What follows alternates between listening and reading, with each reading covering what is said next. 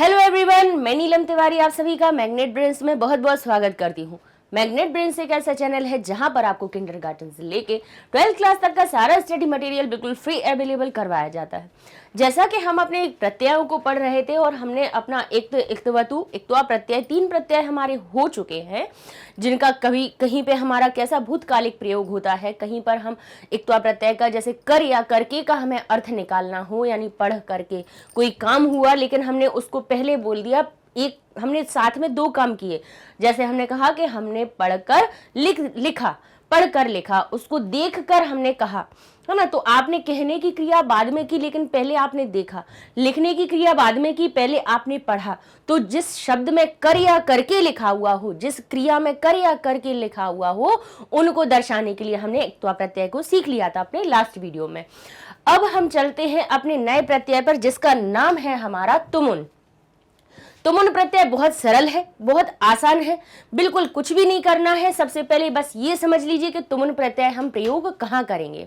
इस प्रत्यय का चतुर्थी विभक्ति के लिए अर्थ में प्रयोग किया जाता है, यानी चतुर्थी विभक्ति जो हमारी होती है, जैसे कि हमने आपको कारक पढ़ाए हैं, विभक्ति चिन्ह पढ़ाए हैं, और उसमें हमने आपको बताया है कि जो कर्ता कारक होता है उसका चिन्ह होता है ने, अर्थात जो काम करता है उसमें कहीं ना कहीं हमें ने का चिन्ह हमें दिखाई देता है। जैसे राम पुस्तक पढ़ता है तो किसने पुस्तक को पढ़ा? राम ने शब्द हमारा वहां पर छुपा हुआ था। अब हम कहते हैं कर्म। कर्म क्या होता है? जो कर्ता का सबसे ईप्सित होता है, यानी सबसे प्रिय होता है, उसको कर्म कहा जाता है। और कर्म में हमारा जो चिन्ह होता है वो को छुपा हुआ होता है। जैसे हमने कहा राम ने पुस्तक को पढ़ा, राम पुस्तक पढ़ता है तो किसको पढ़ा? राम ने। राम कर्ता हो गया, क्रिया हो गई, तो पुस्तक क्या है? पुस्तक वो है जिसके वजह से वो काम कर रहा है, उसकी पुस्तक प्रिय है तभी तो वो पढ़ रहा है। प्रिय नहीं हो तो वो पढ़ेगा क्या? नहीं। राम विद्यालय जाता है, जाने की क्रिया कर रहा है राम, लेकिन वो क्यों जा रहा है? क्योंकि विद्यालय उसका प्रिय है। तो कर्ता का जो प्रिय होता है वो कर्म कहलाता है, और कर्म में को का चिन्ह हमारा छुपा हुआ रहता है। जैसे कि हम कहें कहाँ जाता है, बोले विद्यालय को, तो को शब्द जहां रहता है वो हमारा कर्म कहलाता है। तीसरे नंबर पे कारक हमारा जो आता है वो होता है करण। करण अर्थात सहायक, सहायता करने वाला, जिसमें से या के द्वारा का अर्थ लिखा रहता है। जैसे हमने कलम से लिखा, किससे लिखा? किसके द्वारा लिखा? कलम के द्वारा। कलम हमारी सहायक बन गई। मैं साइकिल से विद्यालय गया, विद्यालय की जाने में हमारी सहायता किसने की? साइकिल ने। तो साइकिल हमारी करण हो गई। जो सहायक बनता है वो करण कहलाता है, और जिसका चिन्ह हमारा होता है से या के द्वारा। अर्थात जहां पर आपको एक वाक्य लिखा हुआ हो, उसमें जहां हमें ने का भाव निकले, जैसे आप क्वेश्चन कीजिए किसने, तो जो उत्तर निकलेगा वो कर्ता हो जाएगा। आप प्रश्न कीजिए किसको, कोई वाक्य लिखा हुआ हो, आप प्रश्न कीजिए किसको, तो जो उत्तर निकलेगा वो कर्म होगा। आप एक वाक्य को देख के आप इसमें से प्रश्न पूछिए कि किसके द्वारा, तो जो उत्तर निकलेगा वो आपका करण होगा। अब जो चतुर्थी जो हमारा होता है, चौथा जो हमारा कारक होता है, उसको कहते हैं हम संप्रदान। ठीक है, संप्रदान को याद रखने का तरीका हमने क्या बताया था? जिसके लिए दिया जा रहा है दान या जिसके लिए किया जा रहा है काम, वो होता है हमारा संप्रदान। संप्रदान क्या होता है? जिसके लिए किया जा रहा हो काम या फिर जिसको दिया जा रहा हो दान, वो कहलाता है संप्रदान। तो संप्रदान का पहचान का हमारा चिन्ह क्या होता है? के लिए। ठीक है, तो जहां पर आपको, जैसे माता ने बालक के लिए भोजन बनाया, किसके लिए बनाया? बालक के लिए। हमारी माता ने साधुओं के लिए भोजन बनाया, किसके लिए बनाया? साधुओं के। भोजन बनाना उनका कर्म था। जहां पर बनाना, भोजन को पकाना उनकी क्रिया हो गई, माता कर्ता हो गई, तो किसके लिए कर रही थी? तो प्रश्न कीजिए किसके लिए, तो आपका जो उत्तर आएगा वो संप्रदान होगा। अब हमने आपको ये बता दिया कि संप्रदान हमारा कहाँ आता है? चतुर्थ नंबर पर। जैसे यहां देखें, अब ये कर्ता, जब कर्तव्य को पहले नंबर पे क्यों रखा रहता है? क्योंकि हमारी क्रिया बिना कर्ता के कोई संपन्न नहीं हो सकती है। जैसे अभी हम यहां से हट जाएं तो आप बताइए यहाँ पे किसने बोलने का काम किया? हम जब आपके सामने बोर्ड पे नहीं थे तो कोई आपको दिख रहा था जो बोल रहा हो या समझा रहा हो? नहीं। यानी बोलने की जो क्रिया है, समझाने की जो क्रिया है, वो हमारे द्वारा की जा रही, तो हम कर्ता हो गए। ठीक है।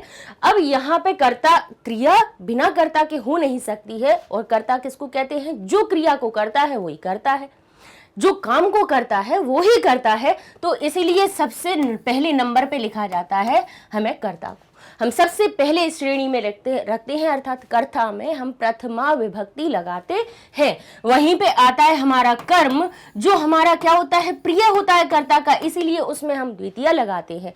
फिर तीसरे नंबर पे जो सहायता करता है उसको हम क्या करते हैं? तीसरे नंबर पे लिखते हैं, जिससे कि, और उसी की वजह से उसमें करण में हमें तृतीया विभक्ति लगानी पड़ती है, क्योंकि अगर क्रम में देखा जाए तो करण हमारे तीसरे नंबर पे होता है। फिर इसके बाद जिसके लिए वो काम किया जा रहा हो वो हमारा संप्रदान होता है, और संप्रदाने चतुर्थी, यानी संप्रदान में चतुर्थी विभक्ति लगाई जाती है। तो यहाँ पर ये हमने इतना क्यों बताया? क्योंकि अभी हमारे पास ये शब्द आया था चतुर्थी विभक्ति। तो यहाँ पे क्या लिखा है? इस प्रत्यय का चतुर्थी विभक्ति यानी के लिए के अर्थ में प्रयोग किया जाता है। जैसे हम कह देते हैं कि बालकाय, अब बालक शब्द में, किसी भी शब्द में के लिए का भाव लगाने के लिए हम चतुर्थी विभक्ति लगा देते हैं। लेकिन यहाँ पर अब हमने आपको जो बताया है कि ये जो कारक वाले जो चिन्ह होते हैं, कारक के जो चिन्ह होते हैं या कारक की जो विभक्तियां होती हैं, विभक्ति का अर्थ क्या होता है?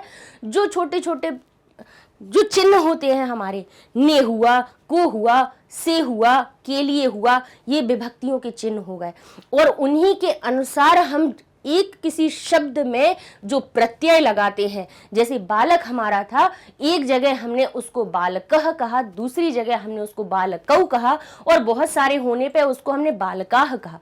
तो यहाँ पे देखिए क्या हुआ, एक बालक के 3 रूप बन गए। एक जगह हमने उसको में विसर्ग जोड़ा, दूसरे में औ की मात्रा जोड़ी, और तीसरे में हमने बड़या की मात्रा और विसर्ग लगा दी।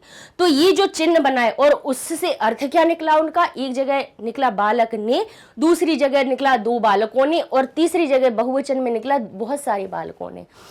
तो ने का अर्थ भी अलग अलग वचनों में बताने के लिए हमने प्रथमा विभक्ति का प्रयोग किया। ऐसे ही को का अर्थ बताने के लिए हमने बालक ही शब्द में कर्म के अनुसार हमने द्वितीय विभक्ति लगाई, यानी हमने कहा बालकम, बालकौ, बालकान। तो इसका अर्थ हुआ हमारा बालक को, 2 बालकों को, और बहुत सारे बालकों को। तो देखिए एक ही बालक के द्वितीय विभक्ति तक 6 रूप बन गए, 6 अर्थ निकले कि नहीं निकले? बोले बिल्कुल। तो यहां पर जब हम शब्द रूप बनाते हैं, यानी कोई भी जो संज्ञा सर्वनाम होती है, संज्ञा और सर्वनाम, संज्ञा और सर्वनाम में जब हम के लिए का अर्थ बताते हैं, के लिए का जब हमें अर्थ बताना होता है, तब हम क्या करते हैं? उसमें चतुर्थी विभक्ति लगा देते हैं। लेकिन ये जो शब्द रूप, चतुर्थी विभक्ति के जो शब्द रूप होते हैं, वो किन में लगाए जाते हैं? संज्ञा और सर्वनाम में। अब अगर यहाँ पर बालक के लिए नहीं हो, साधु के लिए नहीं हो, बालिका के लिए नहीं हो, अब यहाँ पे शब्द ना हो के संज्ञा सर्वनाम किसी का नाम ना हो के यहाँ पे अगर कोई क्रियावाचक शब्द आ गया, तो कि मैं पढ़ने के लिए विद्यालय जाता हूं। अब यहाँ पर लिखा हुआ है कि मैं पढ़ने के लिए विद्यालय जाता हूं, ठीक है। अब आपने यहां देखा कि यहां जो पढ़ना शब्द है वो हमारी क्या है? एक धातु है। और जो हमने जैसे कि आपको जैसे प्रत्यय जब शुरू में बता रहे थे, तब उसमें हमने बताया था कि अपने जो प्रत्यय होते हैं वो 5 प्रकार के होते हैं। पहला होता है सुबंत। सुबंत का अर्थ क्या होता है? सरल भाषा में बताएं तो जो हमारे शब्द रूप जो बनते हैं ना, प्रथमा से लेके सप्तमी तक, संबोधन के छोड़ दीजिए क्योंकि वो प्रथमा जैसे ही होते हैं। प्रथमा के एक वचन से लेके सप्तमी के बहुवचन तक आपके जितने रूप परिवर्तित होते हैं, किसी ना किसी प्रत्यय के लगने से होते हैं। जैसे कहीं आभ्याम लगा देंगे तो बालक बालकाभ्याम बन जाएगा, कहीं पे ऐ लगा देंगे यानी ऐ की मात्रा के साथ में विसर्ग लगा देंगे तो बालक कई ही बन जाएगा, है ना। तो देख लिया आपने कि प्रथमा से लेके सप्तमी तक के अंत तक कोई ना कोई प्रत्यय जुड़ते हैं। तो उन प्रत्ययों को जो शब्दों में जुड़ते हैं, संज्ञा सर्वनाम में जुड़ते हैं, उनको सुबंत कहा जाता है। अर्थात सरल भाषा में कहा जाए शब्द रूपों में लगने वाले, शब्द रूप सबने देखे हैं, बालक के करवाए हैं, बालिका के करवाए हैं, ढेर सारे हमने शब्द रूप करवाए हैं। उन सभी में कहीं ना कोई प्रत्यय जुड़ता है तो वो अपना अर्थ परिवर्तित कर लेता है। तो वो क्या कौन से प्रत्यय होते हैं? उन्हें सुबंत कहा जाता है। फिर इसके बाद हमने आपको धातु रूप करवाए। धातु रूप में तीतः, अंति, सीतः, था, आमी, आवा, आमह लगते हैं। जैसे पठ होगा तो पठती बन जाएगा, पठ होगा उसका द्विवचन होगा तो पठता बन जाएगा, पठंती बन जाएगा, पठसी, पठतः, पठत, पठामी, पठाव, पठाम। तो ये हमारे क्या लगे? बोले सब में ती, तह, अंति, सी, था ये प्रत्यय लगे। इन प्रत्ययों को क्या कहते हैं? तिगंत प्रत्यय। क्या कहते हैं इनको? तिगंत प्रत्यय।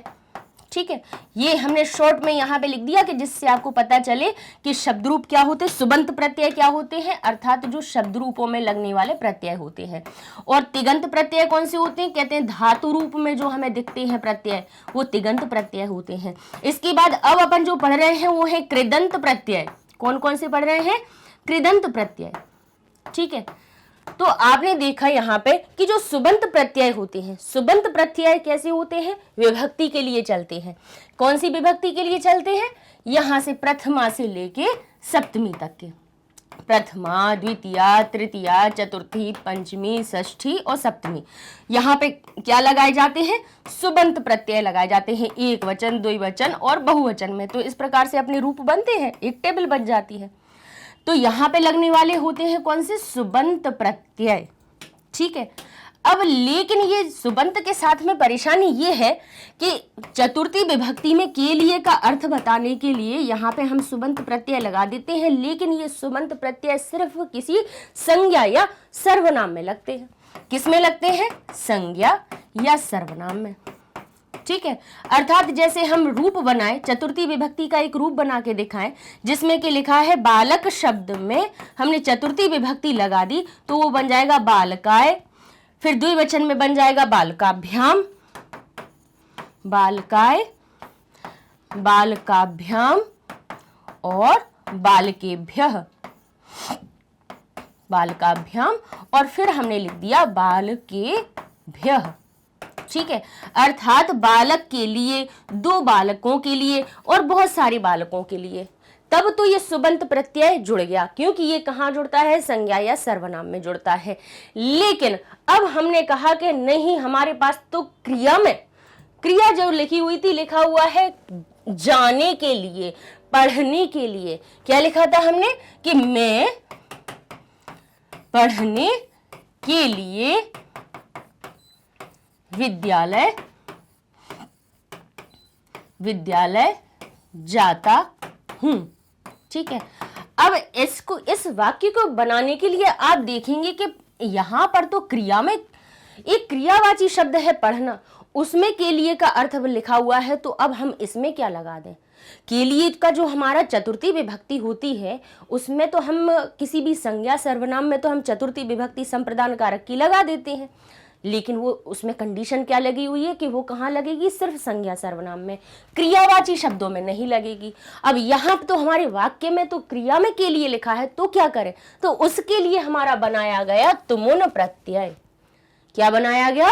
तुमुन प्रत्यय बनाया गया। तो यहाँ पे कहा पढ़ने के लिए, तो पढ़ने की धातु जो होती है, पहले अपन पूरा वाक्य बनाते हैं। मैं का अर्थ क्या बनेगा हमारा? मैं को क्या कहते हैं संस्कृत में? अहम। ठीक है, अब इसको अपन छोड़ते हैं। ठीक है, फिर कहा, क्या कहा? विद्यालय। विद्यालय क्या हुआ उसका? अब आप बताइए। अभी अपन ने 3-4 कारक तो अभी तो बता ही दिया आपको। मैं करता हो गया, इसलिए प्रथमा विभक्ति का अहम लगा दिया। फिर कहा विद्यालय, अब कहाँ को जाता है? विद्यालय को। तो को उसका क्या हो गया? कर्म। तो कर्मणे द्वितीया, कर्म में द्वितीया विभक्ति लगाएंगे तो विद्यालय बन जाएगा विद्यालयम। जाता हूं, अब अहम के अनुसार जाने की क्रिया बनेगी, क्योंकि कर्ता के अनुसार क्रिया बनती है जब तक कि कर्ता में प्रथमा विभक्ति होती है तब तक।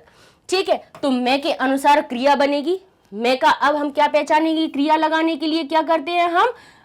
अपना जो कर्ता होता है उसका पुरुष और वचन पहचानते हैं। ठीक है, अब मैं शब्द का पुरुष और वचन पहचानिए। पुरुष पहचानने की क्या हमने ट्रिक बताई है आपको? मैं उत्तम, तुम मध्यम, बाकी सब प्रथम। तो मैं शब्द कहाँ आया? उत्तम पुरुष में। और मैं एक है या दो है या बहुत सारे हैं? बोले मैं तो केवल एक होता है। तो हमारा ये मैं क्या बना? उत्तम पुरुष और एक वचन का। तो हम क्या लिखेंगे? बोले जाने की क्रिया होती है हमारी गच्छ, जाने की क्रिया क्या होती है? गच्छ, और उत्तम पुरुष एक वचन में उसमें लग जाएगा आमी, क्योंकि हम टेबल जब याद करते हैं तो कहते हैं प्रथम पुरुष के लिए तीतः अंति, मध्यम पुरुष के लिए सीथः था, और उत्तम पुरुष के लिए हमारा आता है आमी आवह आमह। तो उत्तम पुरुष का एक वचन में क्या आया हमारे पास? आमी। तो यहां हम लगा देंगे गच्छामि। क्या लगा देंगे? गच्छामि। हो गया। अब हमने कहा सबसे बड़ी समस्या तो इसमें है कि पढ़ना शब्द हमारे पास क्रिया है और के लिए लगाना है। तो बोले कोई समस्या नहीं है, तुमुन प्रत्यय है इसके लिए। तो हम क्या करेंगे? बोले पढ़ने को क्या कहते हैं संस्कृत में? पठ। क्या कहते हैं? पठ कहते हैं। और के लिए के भाव के लिए हमारा तुमुन प्रत्यय बना हुआ है। क्या बना है? तुमुन प्रत्यय।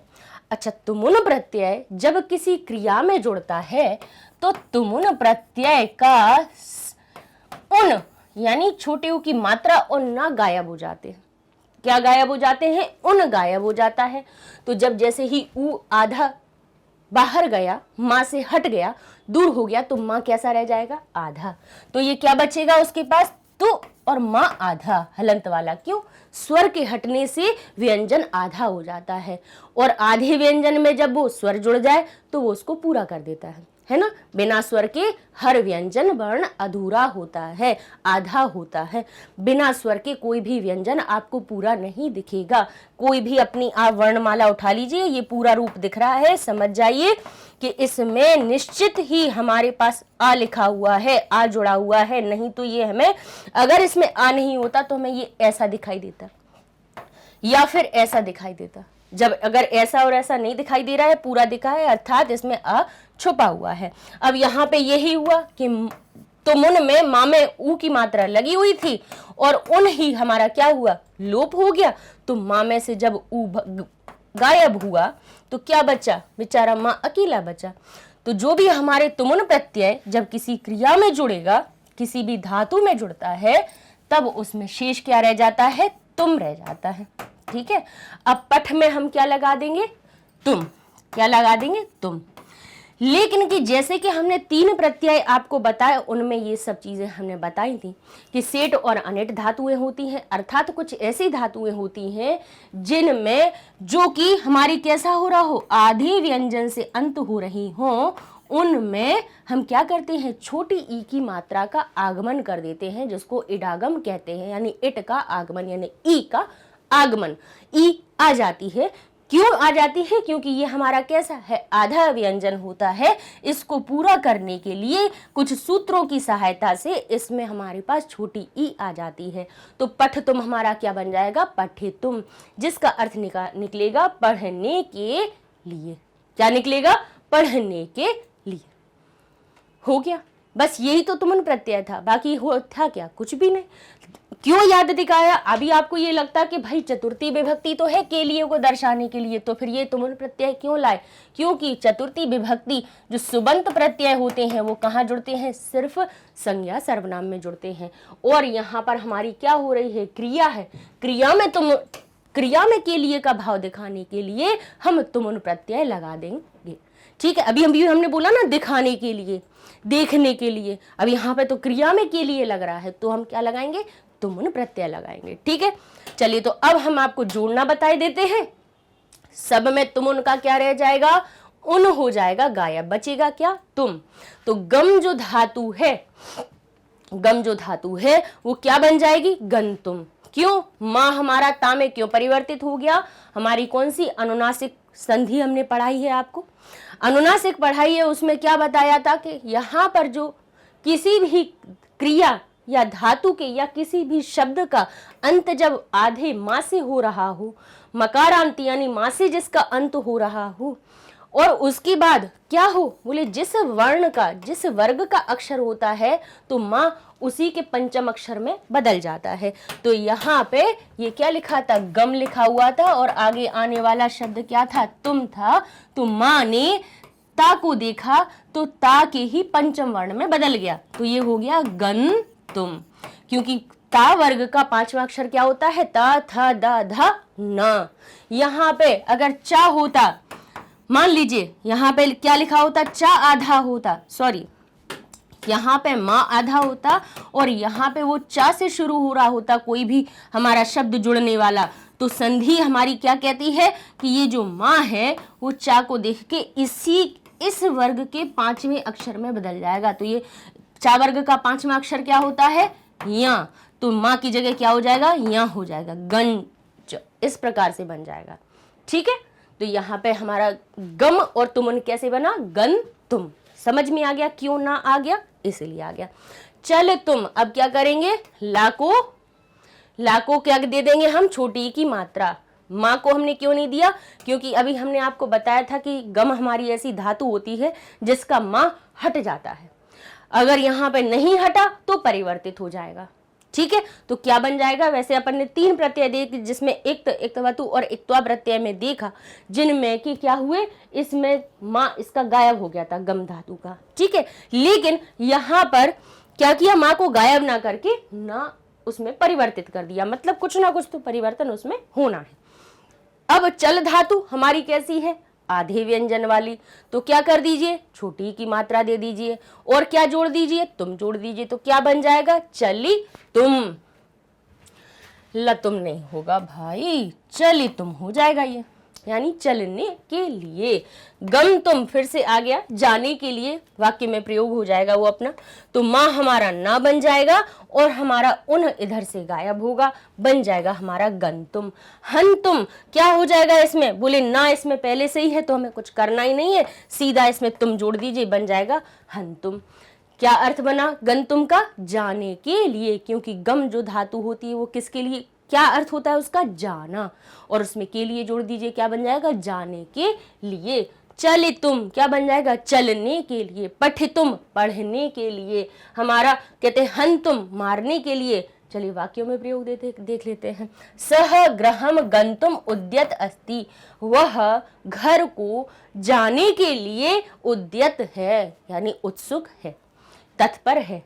हंतुम मारने के लिए। मृगम हंतुम सिंह समुद्धतम अस्ति, मृग को मारने के लिए सिंह समुद्धत है, यानी उद्धत है। कैसा हो रहा है? उत्सुक हो रहा है। अब तुम, पा धातु अपनी बढ़िया की मात्रा वाली है तो इसको कुछ नहीं करना है, सीधा सीधा जोड़ देना, हो जाएगा पा तुम। पीने के लिए अर्थ क्या बनेगा उसका? पा का अर्थ होता है पीना और तुम धातु लगेगी, तुम प्रत्यय लगेगा, उन गायब करेंगे, तुम शेष रह जाएगा, कहेंगे पा तुम, तो बनेगा पीने के लिए। जलम पातुम सह नदीम गतवान, जलम पातुम जल पीने के लिए वह नदी को जाता है। अब कहते हैं आगे लिखा हुआ है स्नातुम, तो क्या करेंगे यहाँ पे? तुम उन प्रत्यय का उन गायब कर देंगे, स्ना धातु में सीधा तुम जोड़ देंगे। बढ़िया की मात्रा वालों में हमें कुछ नहीं करना है, सीधा का सीधा जोड़ देना है। जहां आधे व्यंजन रहते हैं उनको जरूर अपन ई दे देते हैं, ठीक है, क्योंकि उनके पास स्वर नहीं है, इसलिए हम उनको अपना एक ई पकड़ा देते हैं, स्वर दे देते हैं कि भाई तुम भी अधूरे ना लटके रहो। तो क्या हो जाएगा? स्नातुम, तो स्नान के लिए। सह स्नातुम तरण तालम गच्छत, यानी तरण ताल। तरण ताल किसको कहते हैं? कभी पता है तरण ताल किसको कहा जाता है? हमारे स्विमिंग पूल को। स्विमिंग पूल तो सब जानते हैं, तरण का अर्थ होता है तैरना, ताल का अर्थ हुआ हमारा पूल, तालाब। तरण तालम गच्छत, वह सह स्नातुम, वह स्नान करने के लिए तरण तालम गच्छत, तरण ताल को जाता है। दा तुम देने के लिए, दा का अर्थ क्या होता है? देने के लिए, क्या बन जाएगा? दातुम। उत्तमः जनः ज्ञानम दातुम इक्षुका भवति, उत्तम जन ज्ञान को देने के लिए इक्षुक होते हैं।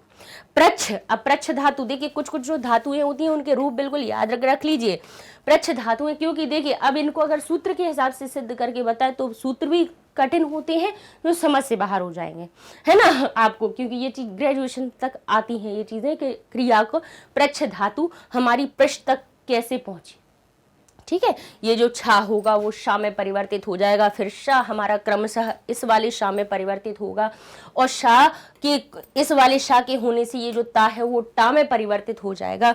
तो इतना समझ लीजिए कि ये जो हमारी प्रच्छ धातु है, प्रच्छ धातु में आपको ज्यादातर जितने भी प्रत्यय जुड़ रहे हैं उनमें ये जो चा और छा है ये क्या हो जाएगा, ये छा का छत तो एक संधि होती है, उससे छा का आगमन हो जाता है और ये हमारा क्या हो जाएगा, प्रश बन जाता है। शाह हमारा चा और छा में परिवर्तित होता है, उसका मूल रूप पे आते जा रहे हैं और शाह हमारा क्या हो जाएगा, शाह में परिवर्तित हो जाएगा और यहाँ पे जो तुम प्रत्यय लगेगा शाह को देख के जो ता है वो टा में परिवर्तित हो जाता है। जैसे दृश्य में भी हमने बताया था, दृश्य धातु होती है जो हमारी क्या बन जाती है, ये जो शाह है वो शाह में परिवर्तित हो जाएगा, शाह में परिवर्तित हो जाएगा और आगे वाले ता जो जुड़ता है वो क्या हो जाता है, शाह को देख के टा में परिवर्तित हो जाता है। क्यों होता है, क्योंकि इनका ता वर्ग का ट ठ ड ढ ण और श इनका उच्चारण स्थान एक ही होता है।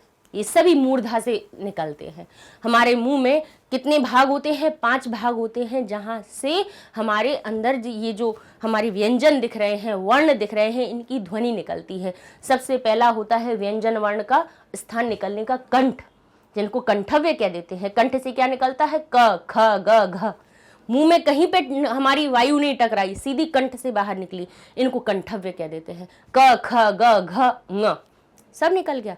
च, फिर इसके बाद जब दूसरा स्थान आया तालु, तालु की पहचान क्या है, बोले यहाँ से आगे वाले अपना जो हमारा मुंह होता है उसका जबड़ा देखा जाए, जहाँ हमारे मसूड़े होते हैं वहाँ पे टकराते हैं और हमारे कंठ के बीच की जो जगह, समझ लीजिए हमारे सर ऐसे समझाते थे कि यहाँ से अगर कील को ठोका जाए तो जहाँ से निकलेगी वही तालु है, ठीक है, उसको तालु कहते हैं।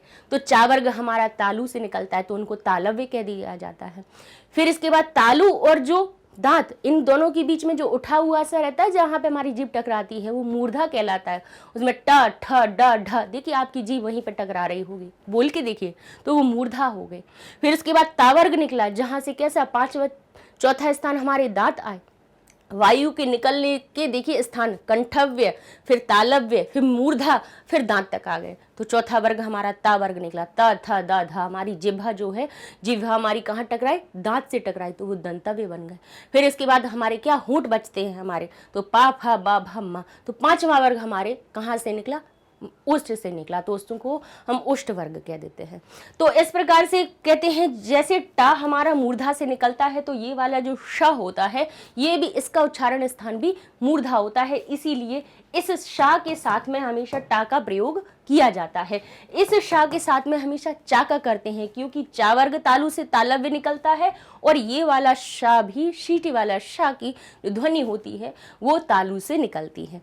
और दंती सा त थ द ध न, और ये वाला सा क्या होता है, ये वाला सा इस ता के साथ में की दोस्ती होती है। क्यों, क्योंकि ये ता वर्ग का भी जो स्थान होता है निकलने का वो दंतव्य होता है और ये वाला सा की जो ध्वनि होती है वो भी हमारी कहाँ से, धातु से टकराकर निकलती है। इसीलिए इस सा के साथ में हमेशा ता दिखेगा, इस वाले शा के साथ में टा दिखेगा और इस वाले शा के साथ में हमेशा टा दिखता है।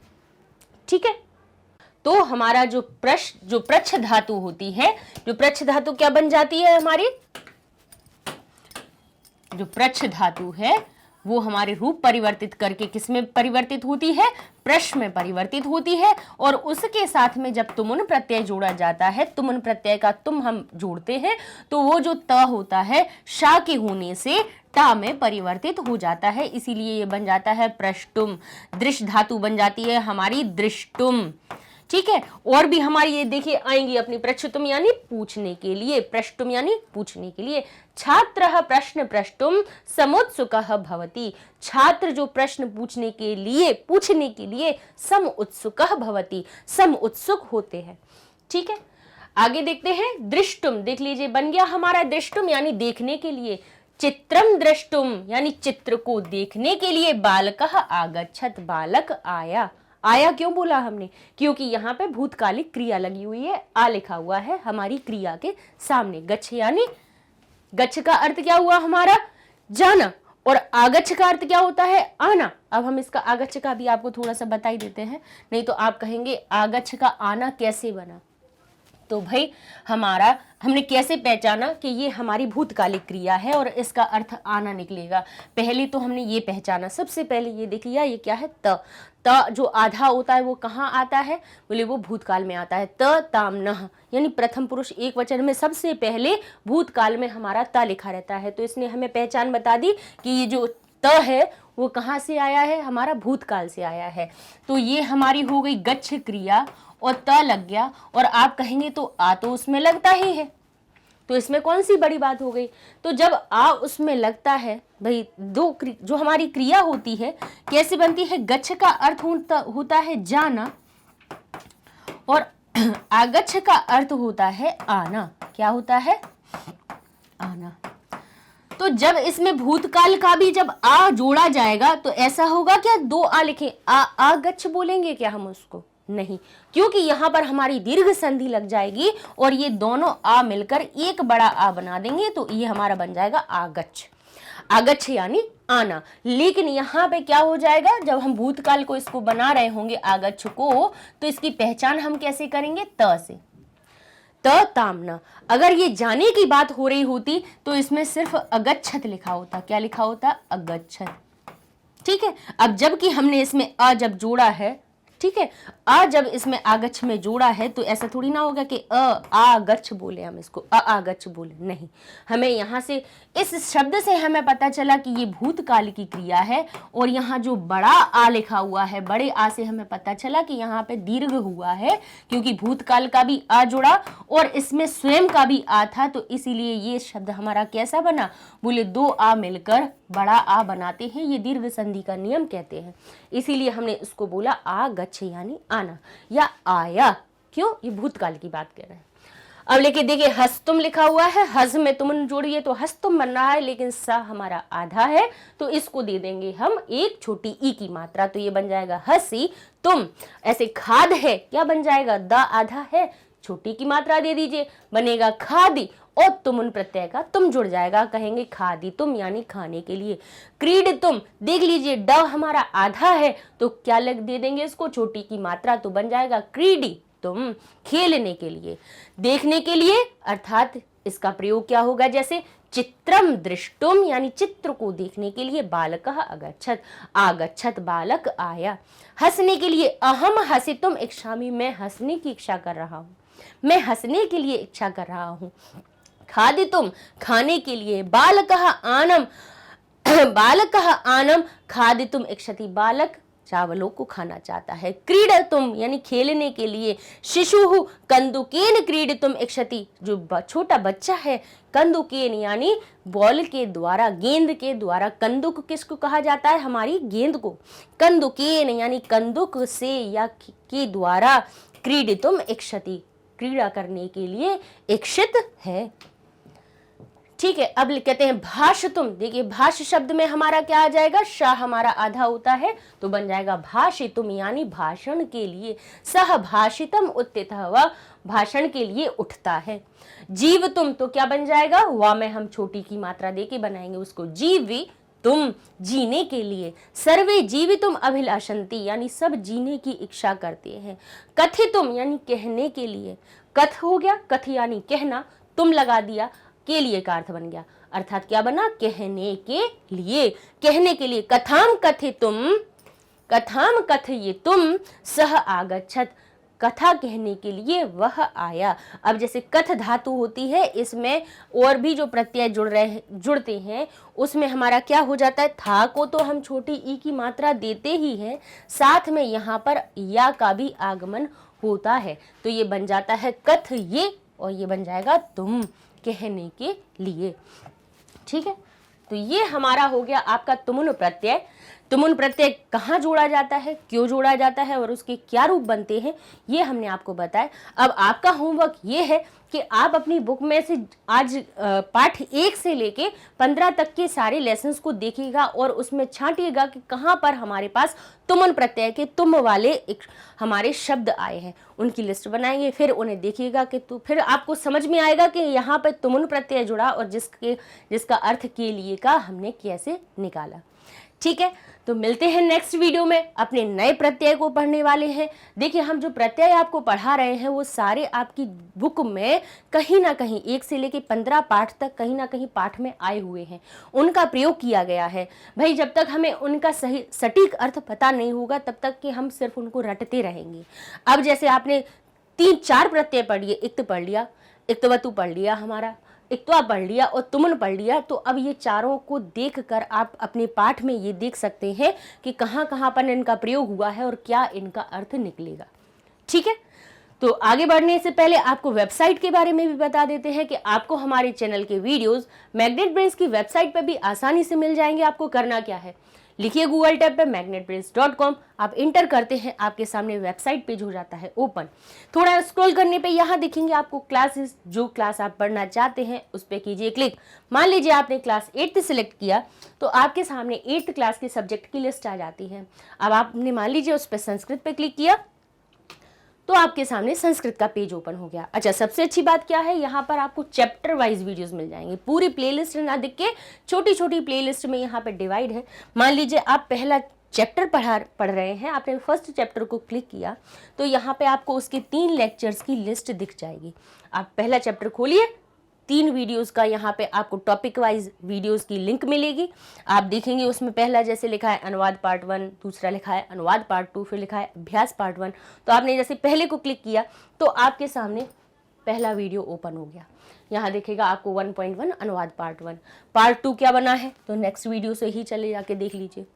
इस प्रकार से देखिए, सबसे अच्छी बात क्या है कि आसानी क्यों है इसमें, क्योंकि मान लीजिए आपको कोई 15वां पाठ है सीधा, उसका सीधा अभ्यास पढ़ना है तो यहाँ पे सीधे चैप्टर पे क्लिक करेंगे और देखेंगे अभ्यास, तो अभ्यास पे क्लिक करके सीधे वीडियो पे आप आसानी से पहुंच जाएंगे।